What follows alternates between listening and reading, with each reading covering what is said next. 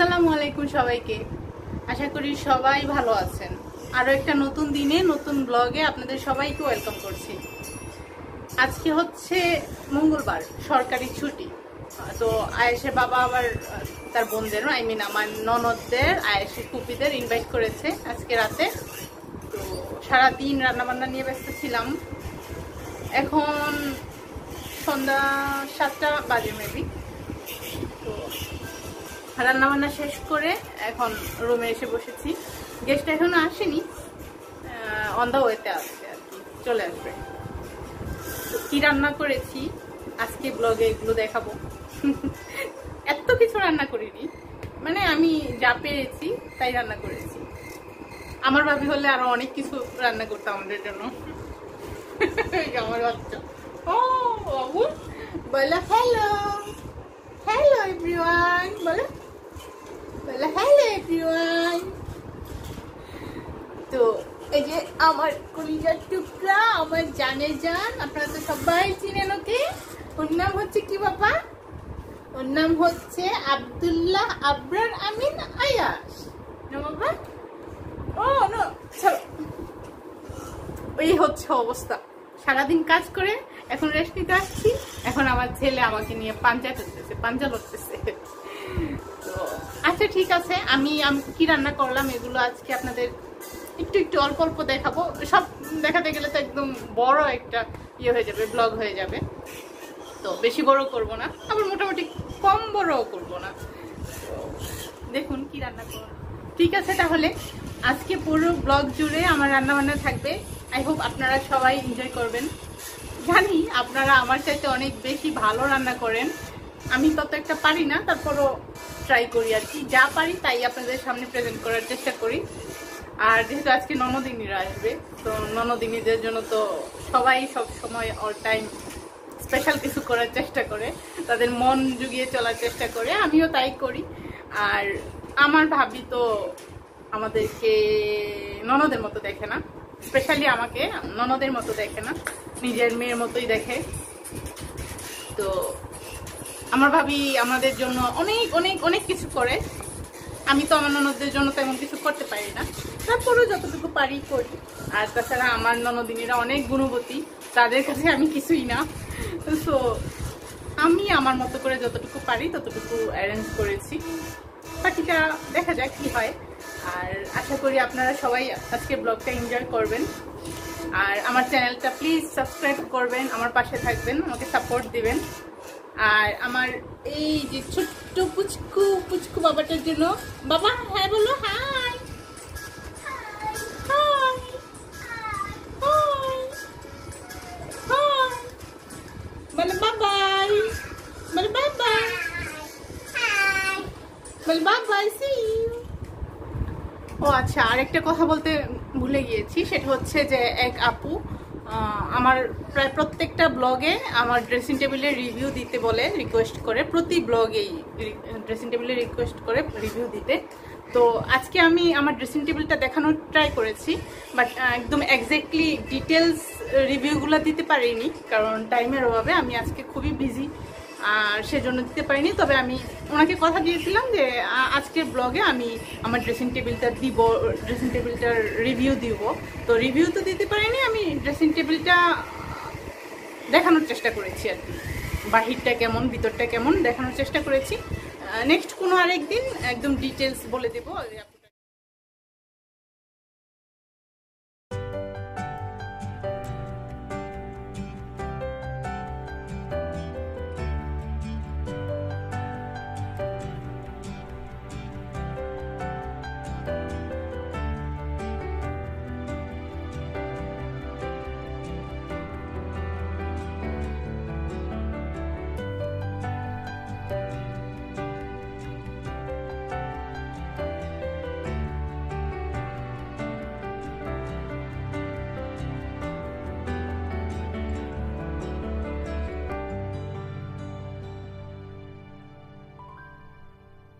শুরুটাই করলাম ভর্তা দিয়ে। আমি টাকি মাছের ভর্তা বানিয়ে নিচ্ছি। আর টাকি মাছের ভর্তাটা কিন্তু কম বেশি সবাই খুব পছন্দ করে। আর কাউকে ইনভাইট করলে বা কোনো ইনভাইটেশনে গেলে শুধু যে মাছ মাংস পোলাও কুরমা এগুলোই খেতে হবে এই যোগ কিন্তু আমরা পার করে চলে এসেছি।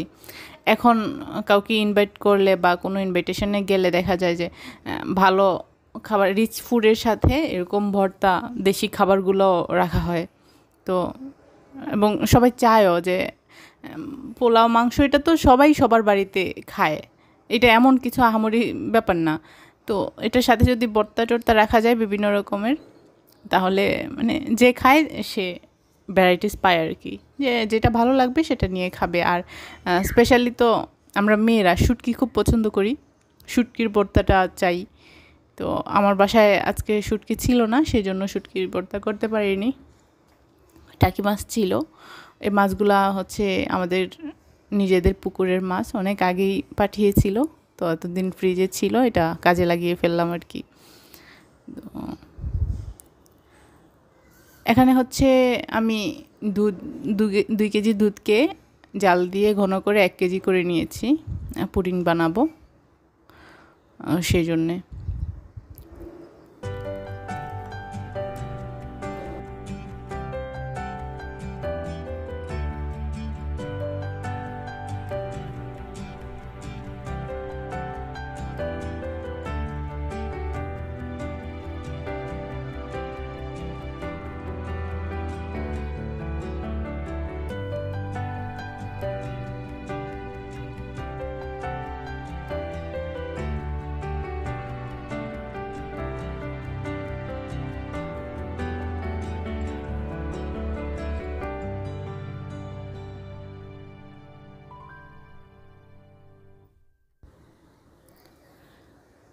লাস্ট টাইম যখন পুডিং বানিয়েছিলাম তখন আয়েশার বাবা খুব পছন্দ করেছিল, এক কথায় বলেছিল আউটস্ট্যান্ডিং হয়েছে।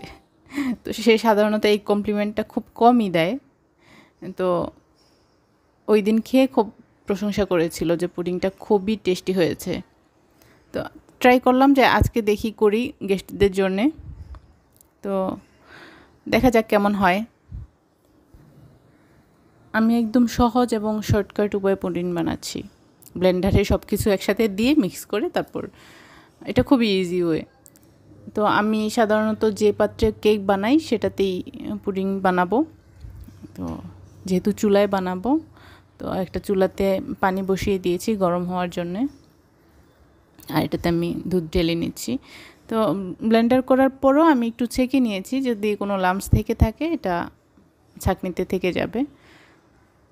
আর আমি এই পুডিং বানানোটা শিখেছি আমার ভাবির কাছ থেকে, শিখেছি বলতে হচ্ছে যে ভাবি বানাতো, আমি দেখেছি, তো সেখান থেকেই মানে শিখে নেওয়ার চেষ্টা করেছি আর কি।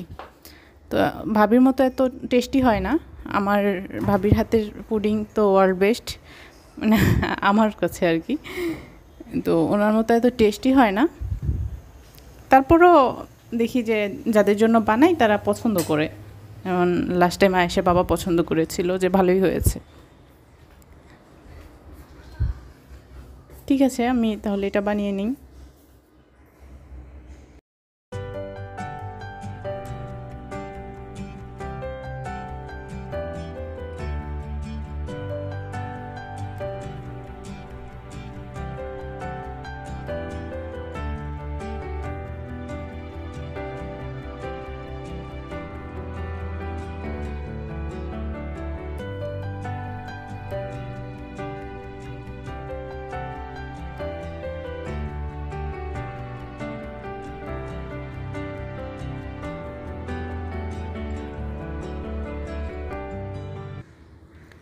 আর এদিকে আমি স্প্যাগেটি রান্না করার প্রিপারেশন নিচ্ছি, চিকেন নিয়ে নিয়েছি, ভেজিটেবলস নিয়ে নিয়েছি আর স্প্যাগেটি রান্না করার জন্যে।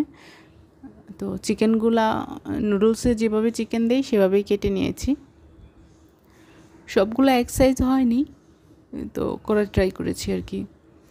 আর এদিক দিয়ে স্প্যাগেটি সিদ্ধ করে নিয়েছি, স্প্যাগেটি নর্মালি আস্তই রাখে, তো সেই জন্য আর একটু টাইম নিয়ে সিদ্ধ করতে হয়, নয়তো যেহেতু এটা খুব বেশি হার্ড, নুডলসের মতো এত সফট না, এটা খুব হার্ড, তো সেই জন্য অনেকক্ষণ টাইম নিয়ে এটা সিদ্ধ করতে হয়, নয়তো শক্ত থেকে যায় ভিতরে।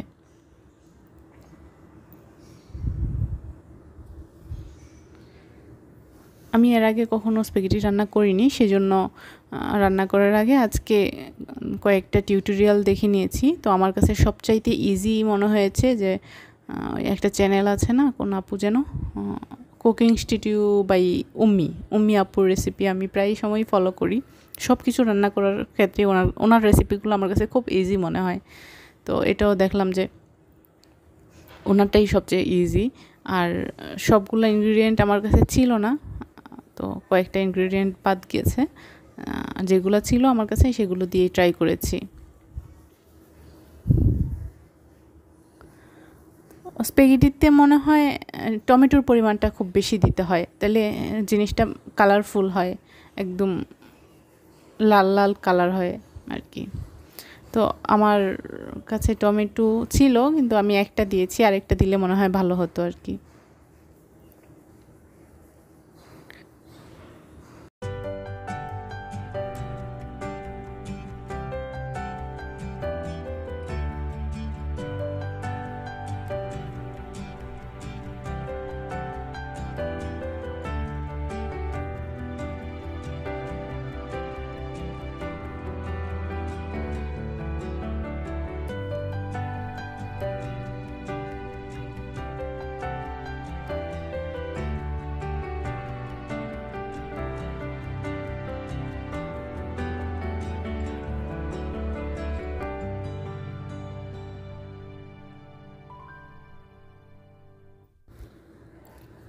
তো আমি এখানে ভেজিটেবলসগুলোর সাথে দুইটা ডিম দিয়ে নিয়েছি।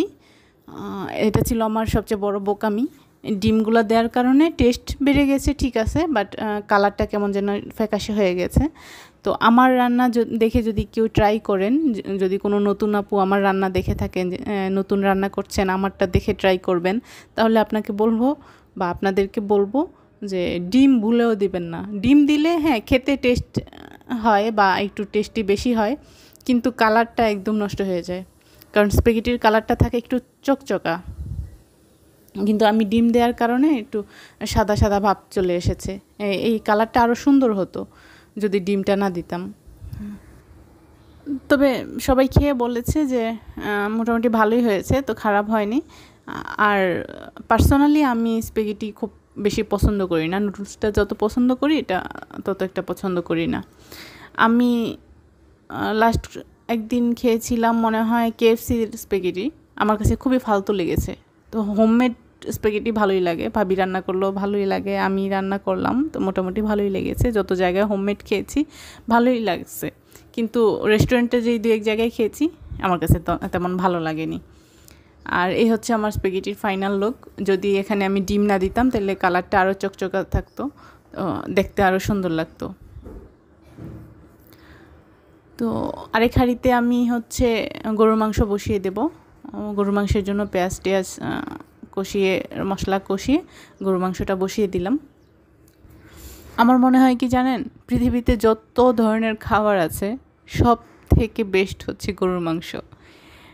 মানে যে গরুর মাংস খায় না সে লাইফে কত কত একটা মূল্যবান খাবার যে মিস করবে, সেটা সে কখনোই বুঝতে পারবে না। আমরা যারা খাই তারা বুঝি যে গরুর মাংসের টেস্ট কত, অন্য কোনো কিছুর সাথে কম্পেয়ার করা যায় না। যাই হোক, আমি গরুর মাংসটা রান্না করে নেই।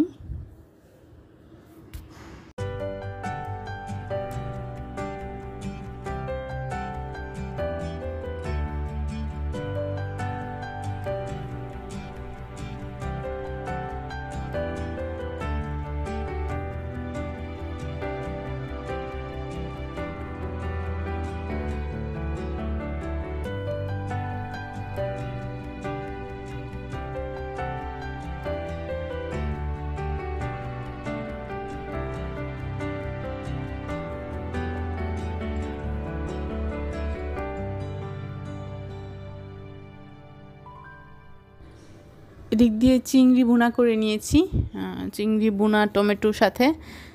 আর উপরে সবসময় অ্যাজ ইউজুয়াল আমি তো ধনেপাতা ইউজ করি সব মাছেই, তো ধনেপাতা দিয়ে দিলাম, কাঁচামরিচ দিয়ে দিলাম। আমার চিংড়ি ভুনা রান্না শেষ। আর আরেকটা হাঁড়িতে আমি তেলের মধ্যে রসুন পেস্ট দিয়ে দিলাম। এখন আমি ভেজিটেবল করব চাইনিজ ভেজিটেবলের স্টাইলে, চাইনিজ ভেজিটেবলের মতোই আর কি। তবে নর্মালি তো ভেজিটেবলে ব্রেস্টের মাংসটা, চিকেনের ব্রেস্টের মাংসটা দেওয়া হয়, আমি পুরো চিকেনটাই দিয়ে দিব হাড়টার সহ। এভাবে আমি খেয়েছিলাম লাস্ট কিছুদিন আগে, আমার বোনের বাসায় দাওয়াত ছিল, সেই জায়গায় খেয়েছিলাম। তো আয়াসের বাবা বলতেছিল যে তুমি ভেজিটেবল যদি করো আপুরটার মতো করো, আপুর বাসায় যেটা খেয়েছিলাম সেটা অনেক টেস্টি ছিল, তুমি আপুর কাছ থেকে রেসিপি নিয়ে তারপর ওইভাবে করো। তো আমি আবার আমার বোনকে ফোন দিয়ে জিজ্ঞেস করে নিলাম কীভাবে রান্না করতে হবে, তো ও বলে দিল আর আমি করার ট্রাই করলাম, কিন্তু ব্যাপারটা হচ্ছে যে আমার বোনেরটার মতো হয়নি, তবে ট্রাই করতে করতে হয়ে যাবে ইনশাল্লাহ। আর আমার ভেজিটেবল রান্নাতে একটা প্রবলেম হয়, সেটা হচ্ছে আমার ভেজিটেবলসগুলোর কালার নষ্ট হয়ে যায় মানে একটু ফ্যাকাশে হয়ে যায়। এটার কারণ আমি জানি, কারণটা হচ্ছে আমি ঢেকে দিই। আমি জানি কালারটা নষ্ট হয়ে যাবে, তারপরও আমি ডেকে দিই, কারণ আমার ডেকে না দিলে শান্তি লাগে না। মনে হয় যে ডেকে দিলে সবজিগুলো তাড়াতাড়ি সিদ্ধ হবে এবং খুব ভালোভাবে সিদ্ধ হবে। একটু শক্ত শক্ত থাকলে আমার আবার ভালো লাগে না, তো সেই জন্য আমি ডেকে দিই। আর ডেকে দিতে গেলেই আমার ভেজিটেবলসের কালারটা নষ্ট হয়ে যায়। যদি ডেকে না দেওয়া হতো তাইলে প্রত্যেকটা ভেজিটেবলসের কালার সুন্দর থাকতো, খুব কালারফুল থাকতো। আর অন্যদিকে আমি কর্নফ্লাওয়ার গুলে নিয়েছি।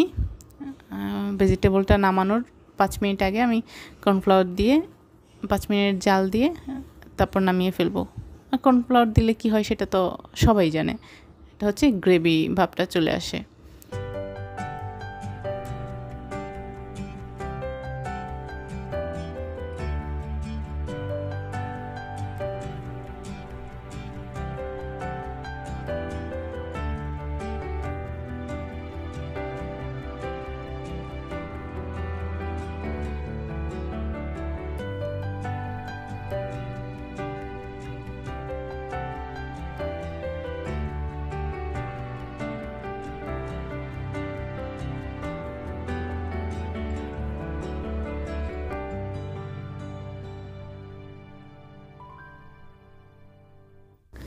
আর এখানে হচ্ছে আমি প্লেন পোলাও বসিয়ে নিয়েছি।